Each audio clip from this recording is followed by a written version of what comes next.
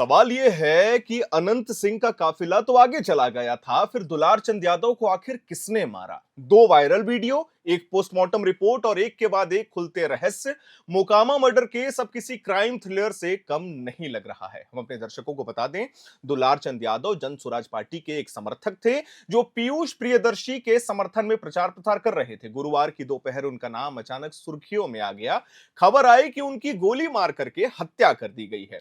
देखते ही देखते मोकामा में तनाव फैल गया, विरोध शुरू हो गया और सोशल मीडिया पर सिर्फ एक ही नाम छा गया, मोकामा के छोटे सरकार अनंत सिंह। लेकिन अब जो खुलासे सामने आ रहे हैं, उन्होंने पूरे मामले को ही उलझा दिया है।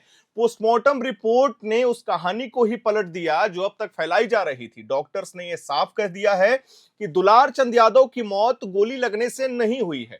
पोस्टमार्टम करने वाले डॉक्टर अजय कुमार ने यह खुलासा किया कि दुलार चंद के पैर में जो गोली लगी थी वो जानलेवा नहीं थी, वो टखने के पास आर पार हो गई और शरीर के किसी भी अहम हिस्से को नुकसान नहीं पहुंचा था उस गोली से। यानी साफ है, मौत की वजह गोली नहीं थी। अब सवाल यह उठता है, अगर गोली से नहीं मरे तो फिर किस चीज से दुलार चंद यादव की जान गई है और कौन था जो इस पूरी वारदात के पीछे छिपा था?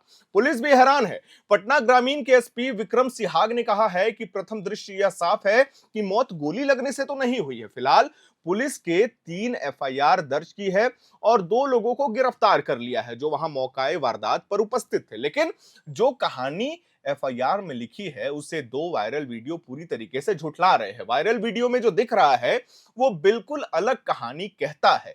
स्थानीय लोगों के मोबाइल से रिकॉर्ड किए गए वीडियो में दुलार चंद यादव खुद पत्थर फेंकते हुए नजर आ रहे हैं। आप वीडियो देख सकते हैं। भीड़ के बीच अफरा तफरी मची है। इसी दौरान यह दिखता है कि अनंत सिंह का काफिला वहां से आगे निकल चुका था, यानी कि जो कुछ गाड़ियां थी वो आगे चली गई थी। यानी जब झड़प हुई तब अनंत सिंह मौके पर नहीं थे। अब सोचिए, एफआईआर में आरोप है कि अनंत सिंह ने अपनी थार गाड़ी से दुलार चंद यादव को कुचल दिया है, लेकिन वायरल वीडियो में कहीं भी थार गाड़ी नजर नहीं आ रही है, ये मीडिया रिपोर्ट्स कह रही हैं। लेकिन एक सवाल है जो बहुत ही इसमें जटिल है।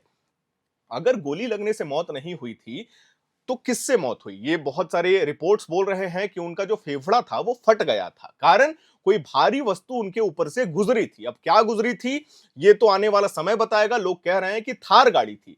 साजिश कहीं गहरी है और पुलिस की जांच से ही सच्चाई सामने आएगी। लेकिन बिहार की राजनीति का इतिहास बताता है कि जब भी चुनाव करीब आते हैं तब ऐसे खून खराबे, आरोप प्रत्यारोप और सियासी खेल जरूर शुरू हो जाता है और इस बार भी वही हो रहा है। जन स्वराज पार्टी के लिए प्रचार कर रहे दुलार चंद यादव की हत्या ने अचानक इस चुनावी माहौल में हलचल मचा दी है।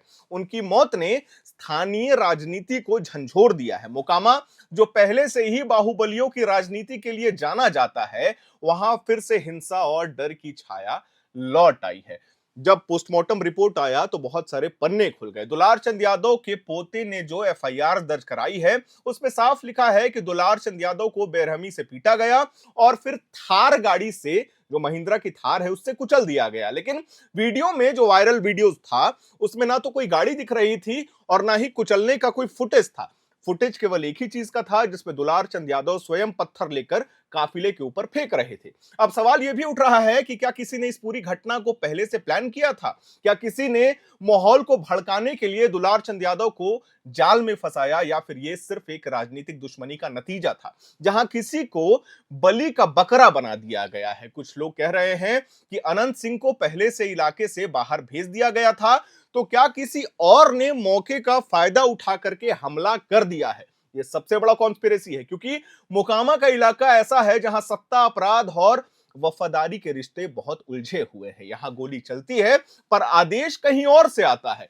पोस्टमार्टम रिपोर्ट और वीडियो फुटेज के बाद पुलिस अब नए सिरे से जांच शुरू कर रही है। हम आपको बता दें, 3 एफआईआर दर्ज हो चुकी है, 2 गिरफ्तारियां भी हुई हैं, लेकिन अब तक यह साफ नहीं है कि हत्या की असली वजह क्या थी और असली कातिल कौन है।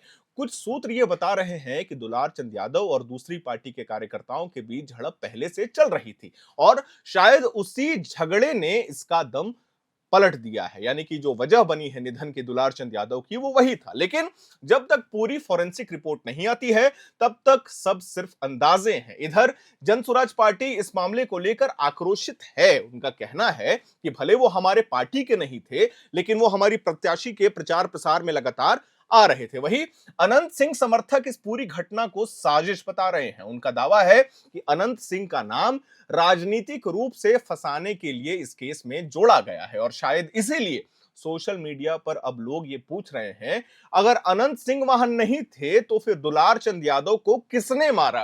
राजनीति में कभी कभी सच सबसे आखिरी में सामने आता है और इस केस में भी शायद वही हो रहा है। एक और एफआईआर है जो कहती है कि हत्या जानबूझकर की गई है, वहीं दूसरी ओर डॉक्टर्स हैं जो ये कह रहे हैं कि गोली जानलेवा नहीं थी लेकिन कुछ तो था। शरीर पर चोट थे, कपड़े फटे हुए थे, पैर भी शायद टूटा हुआ था और यही वजह है कि लोग अब ये पूछ रहे हैं कि क्या मोकामा मर्डर केस बिहार चुनाव से जुड़ा कोई राजनीतिक खेल है, कौन करवा रहा है या फिर वाकई किसी गहरी दुश्मनी का नतीजा है। मृतक का परिवार अभी भी न्याय की मांग पर अड़ा है।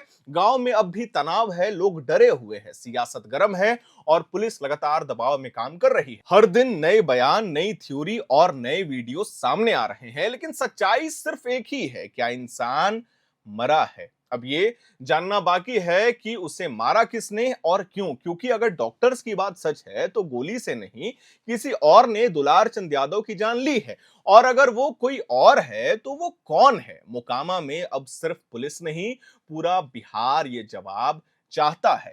इसमें एक सवाल हम अपने एयर नाउ के चैनल के माध्यम से आप सभी दर्शकों से पूछना चाहेंगे। सबसे पहला सवाल, दुलार चंद यादव के परिवारजन ये लगातार कह रहे हैं कि हमने अपने आंखों से देखा है, जो उनके छोटे पोते थे उन्होंने अपने आंखों से देखा था कि किस तरीके से उन्हें बाहर बुलाया गया, गाड़ी में बैठाया गया, उसके बाद निकाल करके पैर में गोली मारी गई। गोली अनंत सिंह के द्वारा चलाई गई थी और गोली लगने के बाद दुलार चंद यादव अपने पोते को कह रहे हैं कि यहां से भाग जाओ, मुझे गोली लग गई है। ठीक उसके बाद जब उसका पोता वहां से भाग रहा था, कुछ गाड़ियां आती हैं और दुलार चंद यादव के शरीर पर 2-3 बार रौंदती हैं, चढ़ाते हुए पार कर देती हैं और वो उसका पोता जब ये मीडिया बाइट्स दे रहा था तो उन्होंने साफ कहा कि मैंने स्वयं अपनी आंखों से देखा है कि किस तरीके से अनंत सिंह पिस्टल निकालते हैं जो उनके सरकारी बॉडीगार्ड्स होते हैं और उसी पिस्टल से मेरे दादाजी को पैर पर गोली मारते हैं। ये बात तो बिल्कुल सच है कि दुलार चंद यादव की गोली लगने से मौत नहीं हुई होगी, क्योंकि पैर पर गोली लगने से ये 99% ऑफ द चांस होता है कि मैक्सिमम लोग बच सकते हैं, खासकर अगर घुटने के नीचे गोली लगी है। लेकिन अगर गोली लगने से मौत नहीं हुई तो जो फुटेजेस और वीडियोस आ रहा था वो गाड़ी चढ़ाने का भी तो नहीं आया, वो भी तो सोशल मीडिया पे कहीं वायरल नहीं हुआ कि दुलार चंद यादव के शव यानी कि जो शरीर था, माफ करिएगा, उसके ऊपर गाड़ी चढ़ाई जा रही है। दूसरा चीज, कल रात में जब फॉरेंसिक रिपोर्ट्स आया है, पोस्टमार्टम रिपोर्ट्स आया है, उसमें यह साफ कहा गया है कि गोली लगने से मौत नहीं हुई थी, लेकिन यह भी स्पष्ट नहीं है कि क्या था। कुछ लोग ये कह रहे हैं और पता नहीं इस बात पे कितनी सच्चाई है, आप हमें कमेंट बॉक्स में भी बताइएगा, कि शायद उनका फेफड़ा फट गया था, कोई भारी वस्तु उनके शरीर के ऊपर से चढ़ाई गई थी। अब सवाल बड़ा जटिल है, क्यों हो रहा है ऐसा? लगातार अंतराल में बिहार की सियासत में इतने मर्डर्स क्यों हो रहे हैं, और वो भी तब जब आचार संहिता लागू है, कोई भी अपना हथियार लेकर के नहीं चल सकता है। ये सवाल हम अपनी जनता से पूछना चाहते हैं कि आखिर कब तक बिहार में इस तरीके की वारदात होती रहेगी, जिसके चलते इलेक्शंस भी प्रभावित होते हैं, लोग डरते हैं, लोग घरों से नहीं निकलते हैं, लोग ये सोचते हैं कि कहीं अगर हमारा काफिला किसी और प्रत्याशी के काफिले से टकरा जाएगा तो वारदात आगे भी गहरा और भयावह हो सकता है। खैर, आप इस पे क्या सोचते हैं हमें कमेंट बॉक्स पे जरूर बताइएगा। अगर आपको हमारी जानकारी पसंद हो तो इसे लाइक करिए, शेयर करिए, हमारे चैनल को सब्सक्राइब करिए। कैमरे के पीछे मौजूद है मेरी सहयोगी रश्मि। आप देख रहे थे एयर नाउ, मेरा नाम है हर्षित। धन्यवाद।